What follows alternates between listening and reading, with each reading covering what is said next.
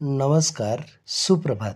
चांगले विचार वाचायला आवडतात, लिहायलाही आवडतात, पुढे पाठवायला तर खूपच आवडतात.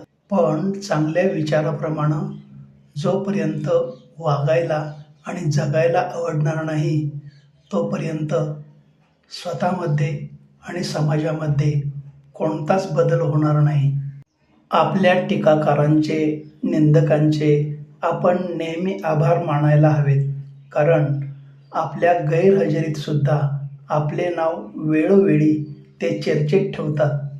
आयुष्य आनंदी ठेवायचं असेल तर स्वाद आणि वाद या दोन्हींचा त्याग केला पाहिजे. स्वाद सोडला तर शरीराला फायदा होतो आणि वाद सोडला तर संबंधाला फायदा होतो. समाजात वावरताना आपल्याला दोन प्रकारचे लोक आढळतात. एक प्रत्यक्ष काम करणारे आणि दुसरे त्या कामाचे श्रेय बिनदिक्कत घेणारे.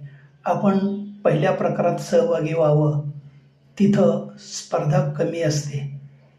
आपल्याला स्वतःमधील चुकांपासून, दोषांपासून मुक्त व्हायचं असेल तर मग समोरच्या व्यक्तीमधील फक्त गुण पाहायला शिकायला हवं.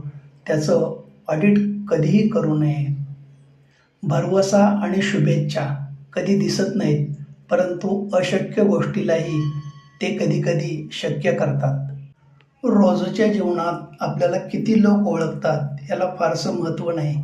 ते आपल्याला का आणि कशासाठी ओळखतात याला महत्त्व आहे. धन्यवाद.